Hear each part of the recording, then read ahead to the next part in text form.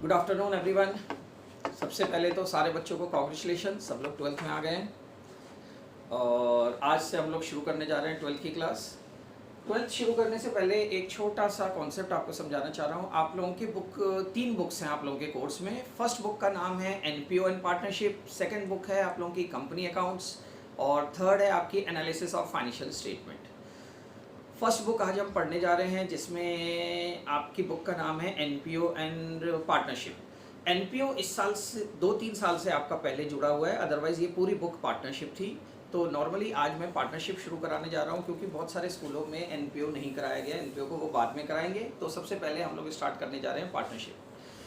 एक और इम्पॉर्टेंट चीज़ ये है कि 11th क्लास और 12th की क्लास की पढ़ाई थोड़ी सी डिस्टिंग्विश इसलिए हो जाती है क्योंकि 11th के चैप्टर्स के अंदर कोई कंटिन्यूटी नहीं थी।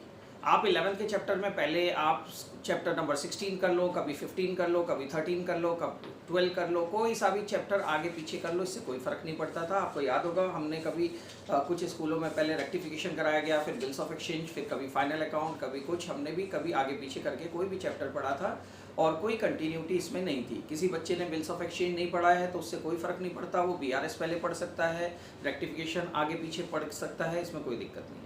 बट 12th में ऐसा नहीं है। 12th में जब हम पढ़ने जा रहे हैं तो 12th के अंदर जब आप पार्टनरशिप पढ़ोगे तो पूरी बुक पार्टनरशिप है। पार्टनरशिप की सारी स्टेजेस आप 1 बाय 1 पढ़ोगे। जैसे पार्टनरशिप में पहला चैप्टर आएगा फंडामेंटल, सेकंड आएगा एडमिशन, थर्ड आएगा रिटायरमेंट, नेक्स्ट आएगा डेथ, फिर आएगा डिसोल्यूशन। एक एक करके ये स्टेज। अगर आप इसमें से कोई एक स्टेज नहीं पढ़ते हो, जैसे आप एडमिशन नहीं पढ़ते हो तो शायद रिटायरमेंट पढ़ने में दिक्कत आएगी, या रिटायरमेंट और एडमिशन नहीं पढ़ोगे तो डेथ पढ़ने में दिक्कत आएगी। तो कहने का मतलब ये सारे कंटिन्यूटी चैप्टर है, तो शुरू से आपको मेहनत करके चलनी है और कोई भी क्लास मिस नहीं करना है, कोई भी चैप्टर टॉपिक मिस नहीं होना चाहिए क्योंकि हर टॉपिक का आगे कहीं ना कहीं यूज होगा।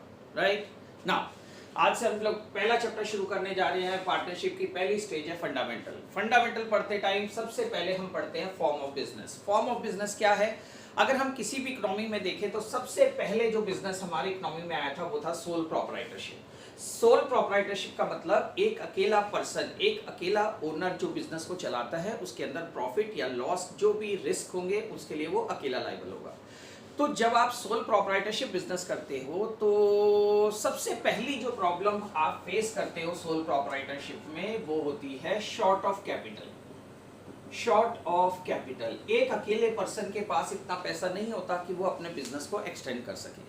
क्लियर? अगर आप बिजनेस कर रहे हो तो ऑब्वियस है आप अपने बिजनेस को बढ़ाना चाहते हो, आप अपने बिजनेस को आगे लेके जाना चाहते हो, ग्रोथ करना चाहते हो। ग्रोथ करने के लिए ऑब्वियस है आपको बिजनेस को एक्सपेंड करना पड़ेगा। एक्सपेंड करते टाइम सबसे पहली जो प्रॉब्लम आती है वो होती है हमारी short of capital. Short of capital means आज मैं मैन्युफैक्चरिंग कर रहा हूँ, मैं गारमेंट की मैन्युफैक्चरिंग कर रहा हूँ, शर्ट और ट्राउजर्स बेच रहा हूँ, मैं गांधीनगर से खरीद के लाता हूँ, उसको मैं यहाँ पे मार्केट में बेच रहा हूँ, उसके ऊपर मेरा जो भी मार्जिन होता है वो मुझे मिलता है। अब मैं चाहता हूँ कि इसकी मैन्युफैक्चरिंग भी मैं खुद करूँ, तो इसकी मैन्युफैक्चरिंग के लिए मैंने एस्टिमेट किया कि भाई मैं एक प्लॉट खरीदूंगा, उसमें फैक्ट्री बनाऊंगा, उसमें मशीन लगेगी, अराउंड खर्चा इसके अंदर आएगा मेरा 2 करोड़ रुपए का। अब मेरे पास मैक्सिमम मैंने सबको जोड़ के देखा, मेरे पास अराउंड 50 लाख रुपीज़ है, यानी कि 1,50,000 मेरे पास 50 लाख मेरे पास है, मेरे पास 1 करोड़ 50 लाख रुपीज शॉर्ट है। तो इसको फुलफिल करने के लिए मैं नेक्स्ट पार्टनरशिप में जा सकता हूं कि मैं कुछ लोगों को अपना पार्टनर बनाऊंगा। जब वो लोग बिजनेस के अंदर ऐड होंगे तो वो अपने पास से और कैपिटल लाएंगे और जो पहली प्रॉब्लम हमें फेस करनी होती है शॉर्ट ऑफ कैपिटल, उसको हम सॉर्ट आउट कर सकते हैं। यानी कि सोल प्रोप्राइटरशिप से जब आपका बिजनेस चेंज हुआ पार्टनरशिप में, तो सबसे पहली जो प्रॉब्लम थी वो थी शॉर्ट ऑफ कैपिटल। सेकेंड होती है to control the business. Second problem हम फेस करते हैं टू कंट्रोल द बिजनेस। आपको बिजनेस को कंट्रोल करने में प्रॉब्लम आएगी।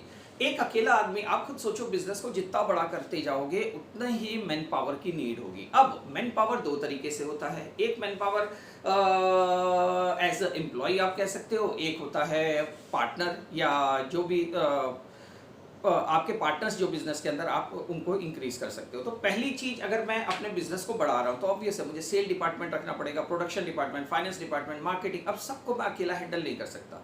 इसको सॉर्ट आउट करने के लिए मैंने क्या किया, मैंने, आप कहोगे कि कोई अच्छा एम्प्लॉय रख लो, मैंने एम्प्लॉय रखा। कोई भी ऐसा एम्प्लॉय, मान लो कोई अच्छा एम्प्लॉय है और आप ही एम्प्लॉय हो, आपकी एक्सपेक्टेशन है कि यार 1 लाख रुपए भी मिल जाए तो मेरे लिए बहुत है, चलो मैं आपको 2 लाख रुपए देता हूं, मैंने आपको 2 लाख रुपीस, आपकी एक्सपेक्टेशन से ज्यादा मैंने आपको सैलरी प्रोवाइड की और आपको अपनी कंपनी के अंदर रख लिया, आपको एक डिपार्टमेंट दे दिया ना। अब आपकी एक्सपेक्टेशन से भी मैंने ज्यादा आपको पेमेंट दी है, सब कुछ ऑब्वियस है, जब कंपनी की नीड होगी तो कंपनी आपको अपने हिसाब से काम लेगी। लेकिन अब अगर आप एम्प्लॉय हो तो आप कभी भी उसमें डीपली इंटरेस्ट लेके काम नहीं करोगे। क्यों? सपोज ऑफिस का टाइम है 10 से शाम को 6 बजे तक, आप एक दिन मान लो कभी जरूरत पड़ती है पूरी पूरी रात बैठना है, आप एक दिन बैठ जाओगे, 2 दिन बैठ जाओगे, 3 दिन बैठ जाओगे, फिर ऑटोमेटिकली आपके मन में ये आएगा यार मैं कितना भी काम करूं मुझे क्या मिलेगा, आपको तो सिर्फ सैलरी मिलनी है। जबकि यही अगर आप पार्टनर होते तो आप ये जानते हो कि बिजनेस जितना बढ़ेगा, रात में 2 बजे काम करना हो या पूरी रात भी बैठना है, तो आप ज्यादा इंटरेस्ट लेके काम करोगे। तो कहने का मतलब एक पार्टनर ज्यादा इंटरेस्ट लेके काम करता है इन कंपैरिजन ऑफ एक एम्प्लॉय। तो इसीलिए बिजनेस को कंट्रोल करने के लिए बेस्ट ये है कि आप कुछ अच्छे पर्सन को अपना पार्टनर बनाओ जो पैसे भी लेके आए और बिजनेस में अपने अपने फील्ड में अपनी अपनी फील्ड में वो क्या कहते हैं उसको, अपनी अपनी फील्ड के अंदर वो एक्सपीरियंस बंदे हो और स्पेशलाइज्ड पर्सन हो, तो आपको बिजनेस करने में इजी होगी, राइट। थर्ड इंपॉर्टेंट चीज होती है टू एक्वायर गुडविल। हम किसी की गुडविल को एक्वायर करना चाहते हैं, हम किसी की गुडविल को परचेस करना चाहते हैं, तो एज हम उसके साथ ज्वाइन कर सकते हैं, उसके साथ पार्टनरशिप में काम कर सकते हैं, तो उसकी जो भी गुडविल है उसको भी हम यूज कर सकते हैं, उसका बेनिफिट हमें मिल सकता है। सपोज आप कोई एक प्रोडक्ट, आज एक नई कंपनी मार्केट में लॉन्च होने जा रही है, वो अपना प्रोडक्ट बेच रही है एबीसी के नाम से, तो जल्दी कोई लोग उसको परचेज नहीं करेगा। लेकिन यही एबीसी कंपनी किसी कंपनी के साथ जुड़ जाती है, कोई एग्जिस्टिंग कंपनी, कोई रेपुटेड कंपनी के साथ जुड़ जाती है और उसके साथ अपना प्रोडक्ट लॉन्च करती है, तो वो मार्केट में ज़्यादा फैमिलियर हो जाएगा, ज़्यादा जल्दी लोग उसको परचेज करने लगेंगे, राइट। जैसे एक एग्जाम्पल देता हूँ, मान लो आज हम राजेंद्र नगर में एक स्कूल खोलते हैं, आज स्कूल खोलते हैं, मैंने स्कूल का नाम समथिंग कोई भी चीज़ रख ली, XYZ रख लिया, तो आज की डेट में जल्दी उस स्कूल में बच्चे एडमिशन नहीं लेंगे। लेकिन अगर आप लोगों को ये पता चलता कि ये स्कूल खोला है किसी ऐसे पर्सन ने जो एजुकेशन लाइन में बहुत इंपॉर्टेंस रखता है, जैसे TS ग्रेवाल जी ने ये स्कूल खोला है या महेश्वरी सर ने ये स्कूल खोला है, तो ऑब्वियस है बच्चे जरूर एडमिशन लेंगे। सबके मन में ये आएगा यार इतना बड़ा पर्सन जब इस स्कूल के साथ अटैच है, इस स्कूल के साथ मिला हुआ है, तो जरूर से इस स्कूल में क्वालिटी एजुकेशन प्रोवाइड की जाएगी। तो ये होती है हमारी थर्ड गुडविल। यानी कि जब आपने अपने बिजनेस को चेंज किया सोल प्रोप्राइटरशिप से पार्टनरशिप में, तो मेनली 3 प्रॉब्लम हम फेस करते थे। पहली थी शॉर्ट ऑफ कैपिटल, दूसरा टू कंट्रोल द बिजनेस और तीसरा टू एक्वायर द गुडविल। इन तीनों के लिए हम अपना बिजनेस को कन्वर्ट करते हैं पार्टनरशिप में। ना जब आप पार्टनरशिप पढ़ते हो तो अगेन पार्टनरशिप की भी कुछ लिमिटेशंस होती है। जैसे पार्टनरशिप 2 तरह की होती है, बैंकिंग पार्टनरशिप और जनरल पार्टनरशिप। बैंकिंग पार्टनरशिप का मतलब है जो फाइनेंस से रिलेटेड बिजनेस करते हैं वो सब बैंकिंग पार्टनरशिप में आते हैं। जनरल पार्टनरशिप आप किसी भी तरह का कोई बिजनेस कर लो।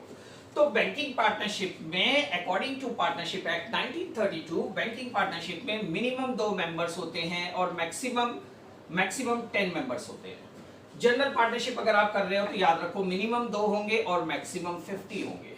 ये लिमिटेशन दी गई है कि आप इससे ज्यादा पार्टनर नहीं बना सकते हो, इससे ज्यादा आपके बिजनेस के अंदर पार्टनरशिप नहीं होगी। क्लियर ना?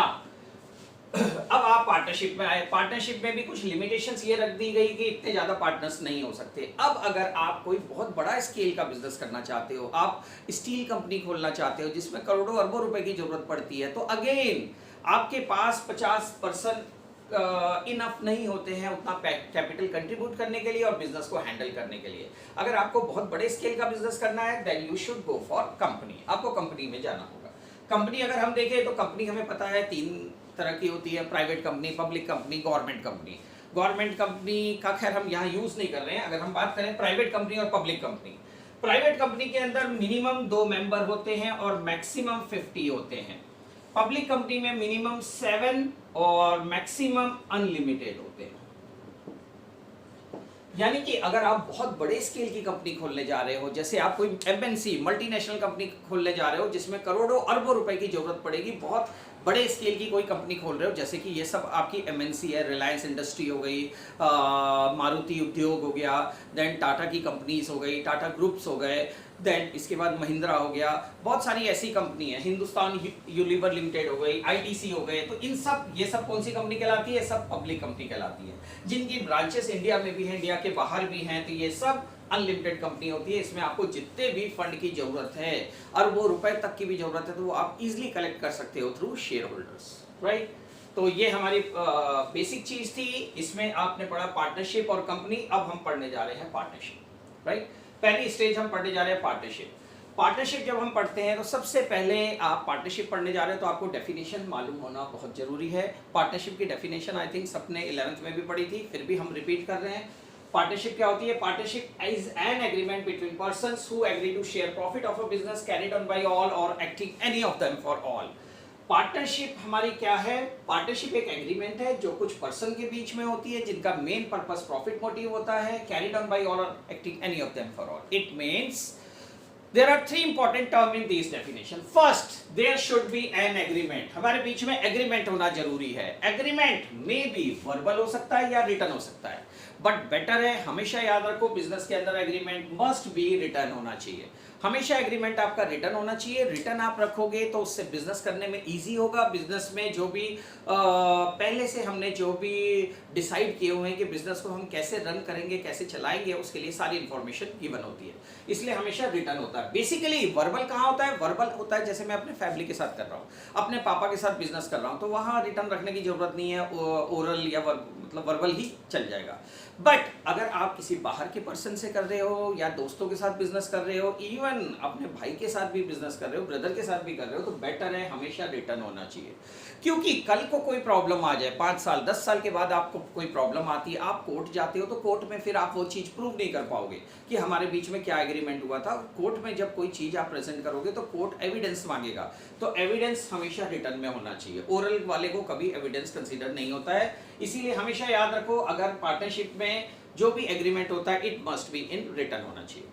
सेकंड इंपॉर्टेंट चीज, to share profit of a business. आप अपने बिजनेस का प्रॉफिट कर रहे हो, यहां शर्माने की कोई बात नहीं। हम बिजनेस क्यों कर रहे हैं? Because we want to earn something. हम अपने बिजनेस इसलिए कर रहे हैं, हम प्रॉफिट को अर्न करने के लिए कह रहे हो। आप लोग बहुत बार दुकान पे सुनते हो, दुकान वाला ये कहता है कि मैं आपको सेल कर रहा हूं, मैं कॉस्ट पे बेच रहा हूं, मैं लॉस में बेच रहा हूं आपसे अच्छे रिलेशन के लिए। ऐसा कुछ नहीं होता पार्टनरशिप में। पार्टनरशिप अगर आप कर रहे हो तो पार्टनरशिप का main motive to earn profit होगा।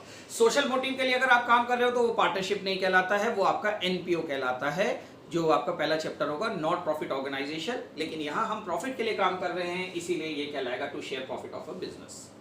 थर्ड इंपॉर्टेंट चीज है कैरिड ऑन बाय ऑल और acting any of them for all. इसको एक वर्ड में डिफाइन करूं तो इसका मतलब होता है म्यूचुअल एजेंसी। म्यूचुअल एजेंसी का मतलब कैरिड ऑन बाय ऑल, हम सब लोग मिलकर बिजनेस चलाएंगे, या हम में से किसी एक को हम हेड बना देंगे, उसके बिहाफ पे हमें बिजनेस करना है। सब मिलकर बिजनेस चलाएंगे तो देखो बिजनेस करना बहुत मुश्किल होता है। कभी भी आप किसी भी कंपनी को देख लो, आज भी देख लो, उस कंपनी में जरूर एक पर्सन को हेड बनाया जाता है जो बिजनेस को पूरा अपने वे में कंट्रोल करता है। जैसे अगर आप देखोगे रिलायंस इंडस्ट्री मुकेश अंबानी की है, छोटे वाले भाई की कंपनी के अंदर अनिल अंबानी उसका चेयरमैन है। देन महिंद्रा के अंदर महिंद्रा ग्रुप में महिंद्रा है। टाटा ग्रुप के अंदर पहले रतन टाटा थे, फिर उन्होंने साइरस मिस्त्री को रखा, अभी किसी और को रखा गया उसमें। तो इस तरह से हर कंपनी के अंदर एक को हेड बनाना जरूरी है। क्यों बनाना जरूरी है? पहला word carried on by all, सब मिलकर बिजनेस चलाएंगे। सब मिलकर बिजनेस चलाएंगे तो आप बहुत सारी प्रॉब्लम्स को फेस करोगे। जैसे सबसे पहली प्रॉब्लम, किसी भी चीज के लिए सारे पार्टनर की कंसेंट एक नहीं हो सकती।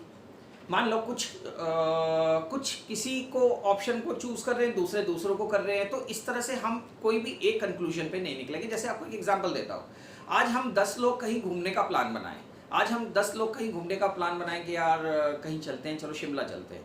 अब अगर 10 से लोगों की कंसेंट ढूंढोगे तो 10 में से कुछ कहेंगे नहीं यार शिमला नहीं चलते, शिमला गंदी जगह है, उसमें उतना स्नोफॉल नहीं होता, वो नहीं मिलता, हम मसूरी चल रहे हैं। कोई कहेगा कि यार मुझे बर्फ में जाने में एलर्जी है, हम कोई और चूज करते हैं, हम गोवा को चूज करते हैं। इस तरह से आप कंक्लूजन नहीं निकाल पाओगे। तो ऑब्वियस है हम में से किसी एक को हेड बनाना पड़ेगा। Acting any of them for all, better ये है कि हम जितने भी पार्टनर है उसमें से हम किसी एक को हेड बनाएंगे और हमें उसको रिस्पेक्ट करना होगा, उसके सारे डिसीजन को हमें रिस्पेक्ट करना होगा।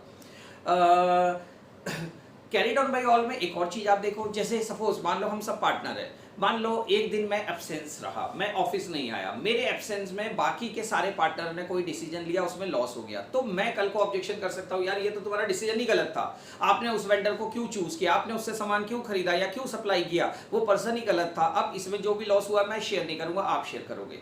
तो ये सब आपको प्रॉब्लम फेस करनी पड़ेगी acting any of them for all में।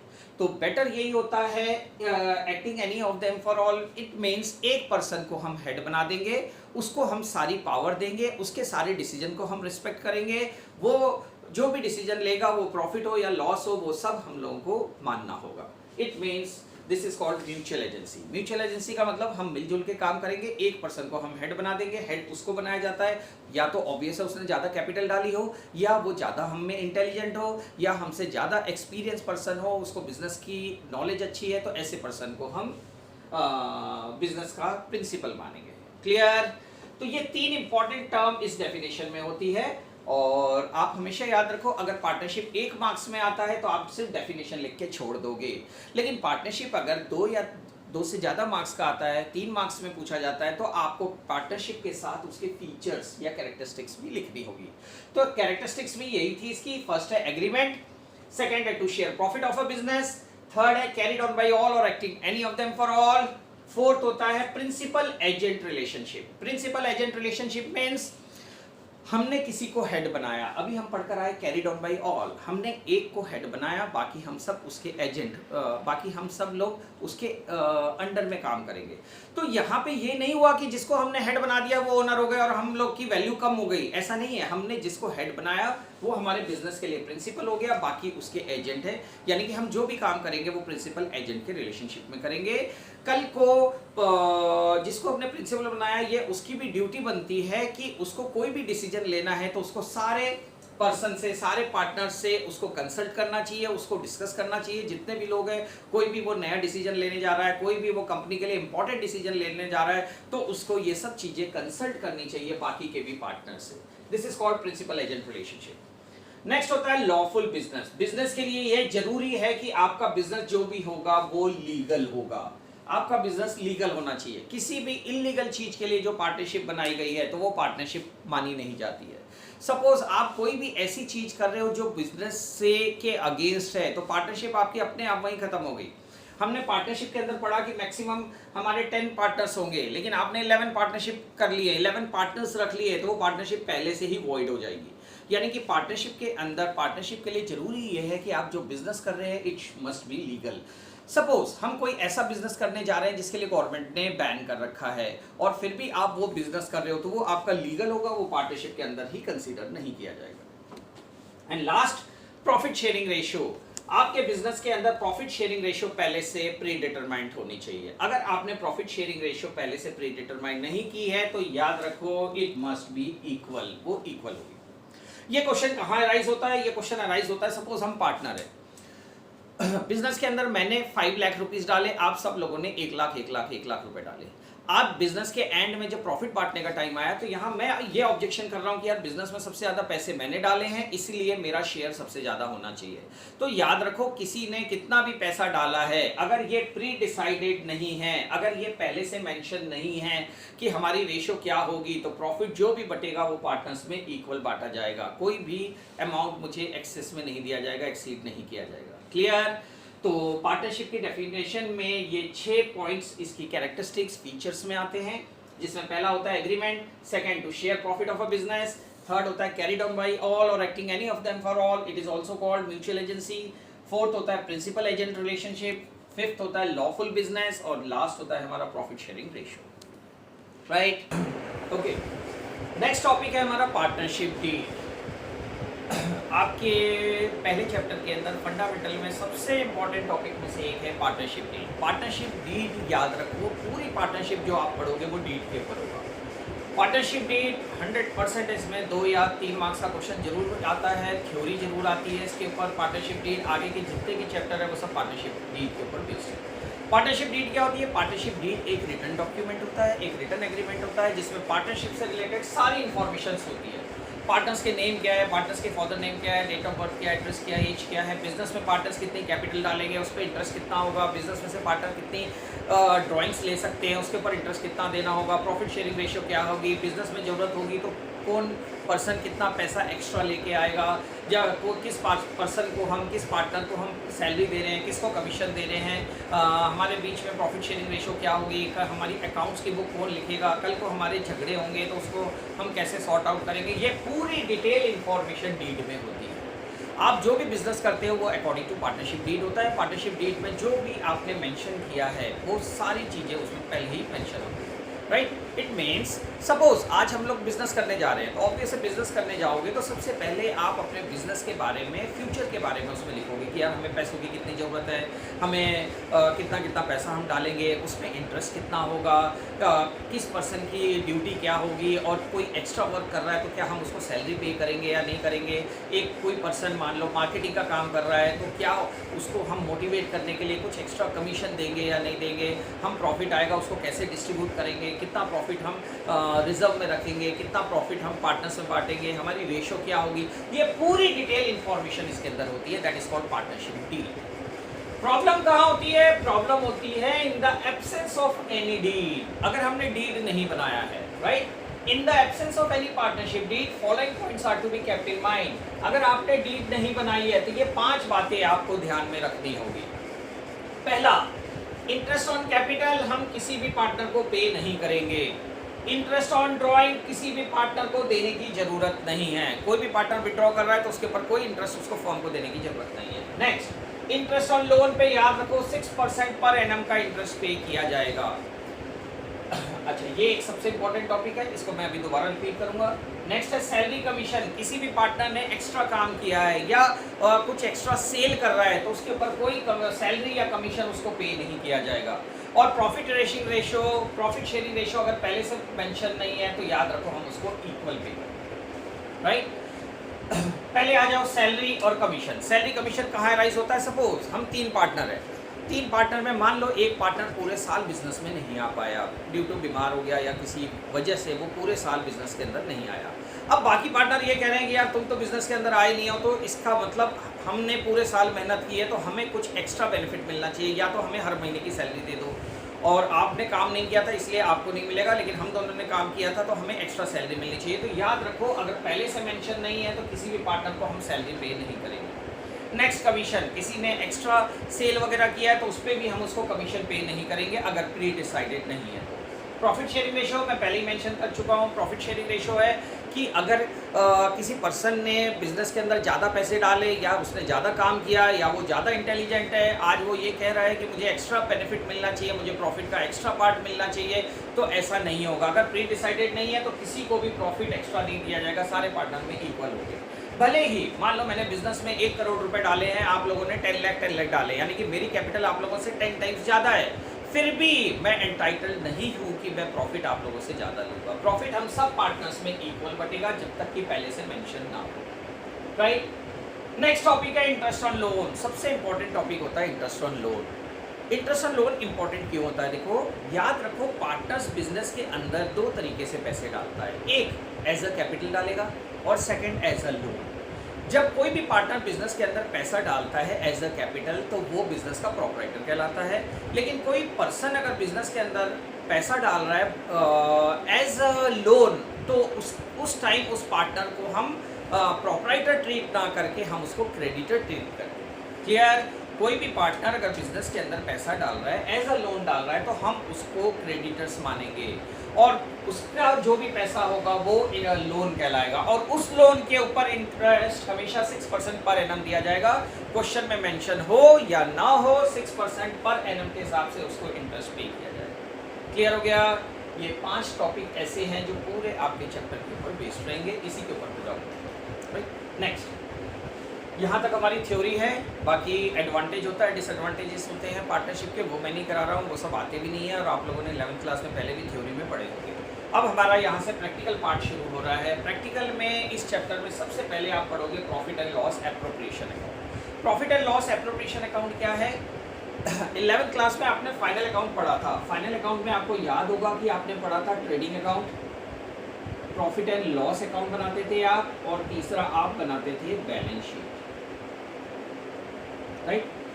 ट्रेडिंग अकाउंट से आपका ग्रॉस प्रॉफिट निकलता था, प्रॉफिट एंड लॉस से नेट प्रॉफिट निकलता था, और बैलेंस शीट से आपकी फाइनेंशियल पोजीशन पता चलती थी।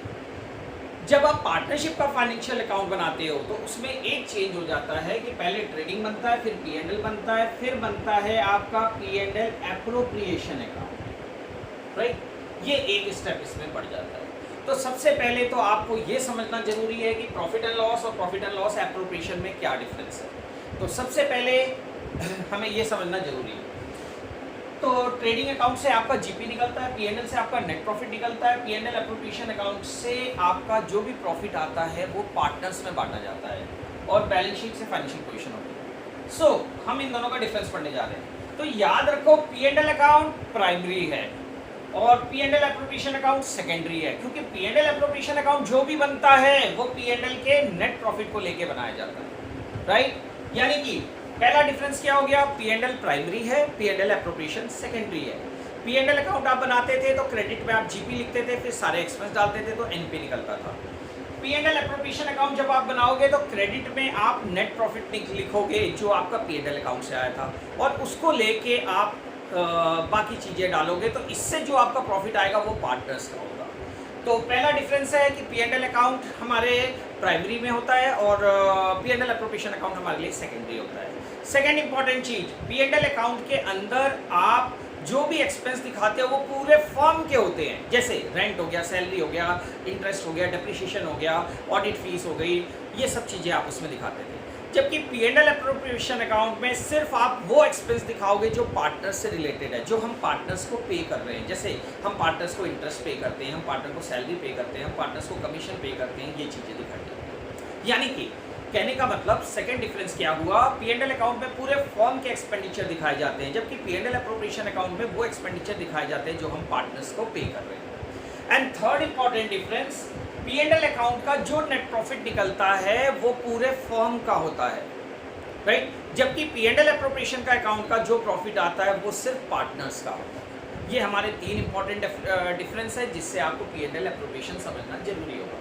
अब हम P&L एप्रोप्रिएशन पढ़ने जा रहे हैं। P&L एप्रोप्रिएशन अकाउंट बनाते टाइम फॉर्मेट क्या होगा, पहले आप लिखोगे profit and loss appropriation account for the year ending 31 2019। जो भी डेट दी होगी डेट जरूर लिखा करो, फॉर्मेट में ये लिखना जरूरी होता है।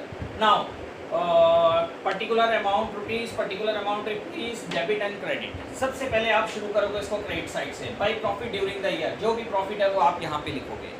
इन केस क्वेश्चन के अंदर लोन का इंटरेस्ट दिया हुआ है तो वो आप ब्रैकेट में यहीं पे लेस कर दो, प्रॉफिट में से इंटरेस्ट ऑन लोन माइनस कर दो, या आप अलग से P&L अकाउंट बनाओगे, P&L अकाउंट में प्रॉफिट डालकर इंटरेस्ट ऑन लोन लेस कर फिर जो प्रॉफिट आएगा उसको आप लिखोगे transfer to P&L appropriation account, वो वाला अमाउंट हमारा यहाँ पे आ जाएगा। क्लियर है?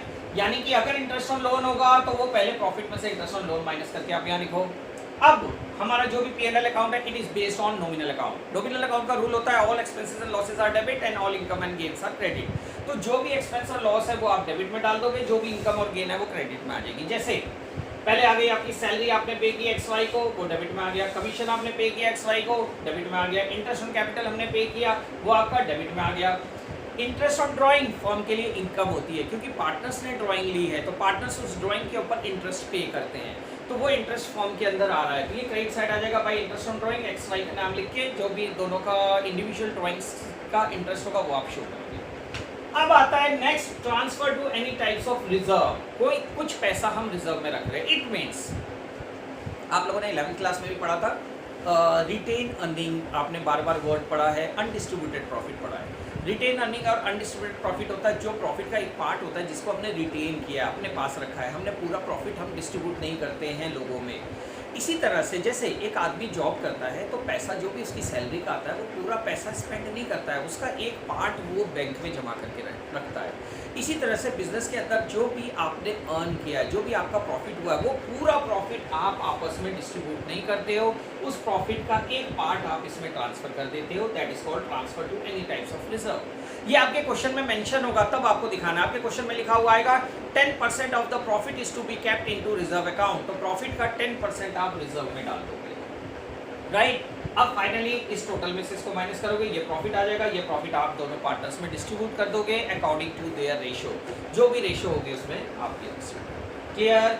ये है हमारा profit and loss appropriation account. पूरे चैप्टर के अंदर हमें प्रॉफिट निकालने के लिए P&L एप्रोप्रिएशन अकाउंट ही बनाना होगा। क्लियर।